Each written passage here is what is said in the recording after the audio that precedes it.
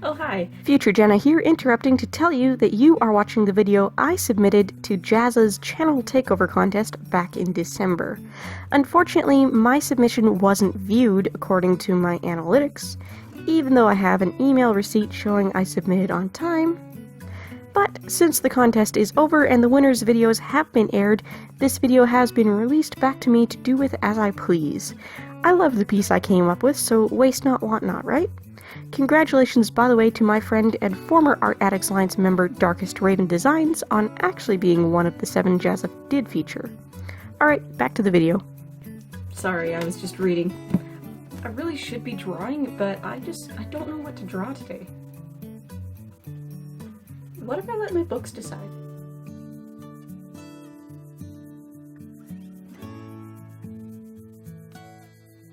I decided that I wanted to generate a 3-word drawing prompt from my book collection.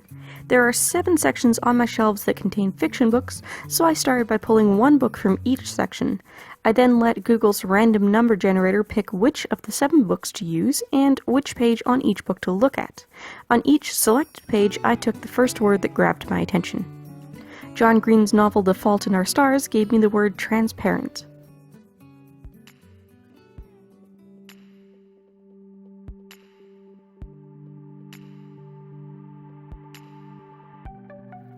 Robert J. Sawyer's science fiction anthology Identity Theft and Other Stories gave me the word rocket ship.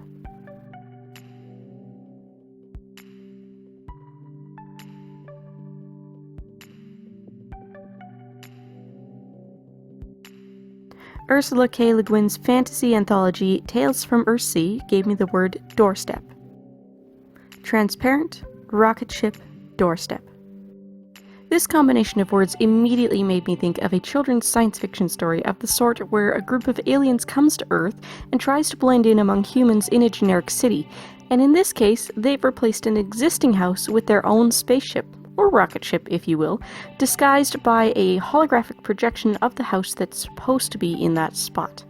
At some point in the story, something goes wrong with the holographic projector, and part of the house projection becomes transparent, revealing the rocket ship within it to the world.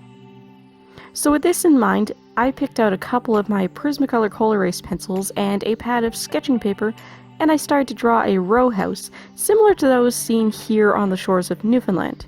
Tall, narrow houses in bright colors that can be seen from a distance out on the ocean.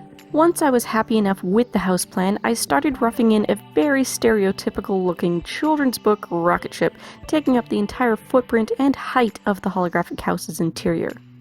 Then I started to indicate an intricate grid or brick-like patterns where the hologram was failing but not quite missing.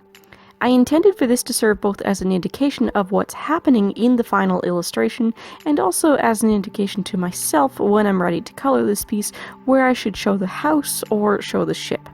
When I felt like the sketch was ready, I went over all the lines I wanted to keep in fineliner so that I would be able to see it through my marker paper. I chose a lightweight marker paper for this project, which means I was able to tape the 2 pages together and start my work without actually tracing the line art at all. This allowed me to make last-minute decisions about which things I wanted to exclude or change as I went. You'll notice I decided not to include the middle second floor window, and I fixed the misalignment issue with one of the doorstep planters simply by disobeying my sketch. This is Translotype branded marker paper, but if you've ever had a chance to try the Copic branded lightweight marker paper, it's exactly the same thing. It's about 70 pounds in weight, so you can see through it to an extent, which is handy for this style of coloring first and putting the line art in later. If you've never used coated marker paper of this type, keep in mind that only one side of the paper is coated, so the opposite side actually does a pretty terrible job of working with alcohol ink. You definitely want to keep the sheets attached to the pad right up until you're ready to use them so they don't get flipped over on you. On the coated side, the ink is slow drying and easily blended. On the back side, the ink soaks into the paper very quickly, doesn't blend at all, and it isn't even all that vibrant. I noticed when I started to put the first bits of light blue down anywhere near the edges I had filled in with the dark slate color that the lighter blue was picking it up and smearing it a bit. I didn't want the same thing to happen with the fins of the rocket, so even though I intended for them to be red, I started with a pink base coat for blocking in purposes.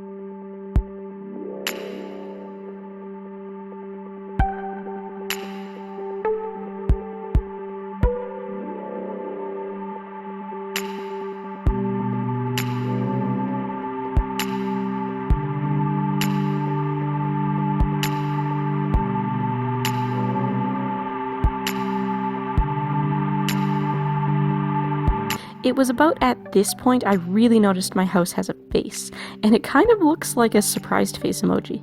Does anyone else see that? I think it loses that effect a little bit as I darken it up, but it definitely doesn't go away completely. This really is feeling like a storybook illustration, and I think that's perfect for the story I came up with. I actually started the coloring process on this piece twice, and scrapped the first one partway through because I didn't like the color combination.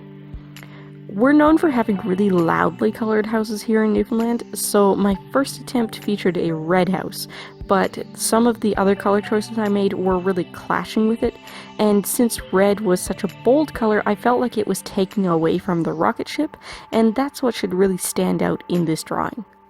So I started it over and I picked a nice light blue. Coincidentally, I did live in a house this exact color for a few years when I was little, and the house my husband grew up in was also this color, but in both cases the trim was white, and since I'm not rendering the background in this piece, I decided to make the trim brown to properly stand out and contrast with the light blue.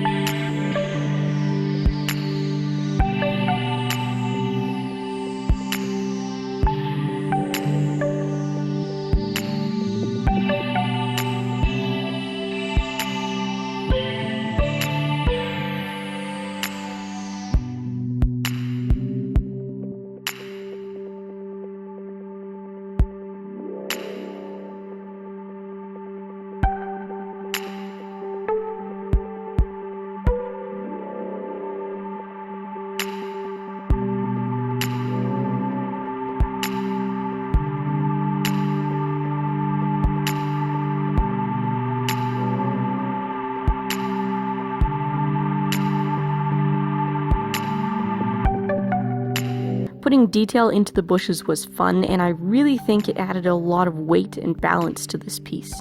Darkening up the shadows on the underside of the bushes really ties it down, and adding the detail with the texture of the foliage gives the piece a little more dimension than it had before.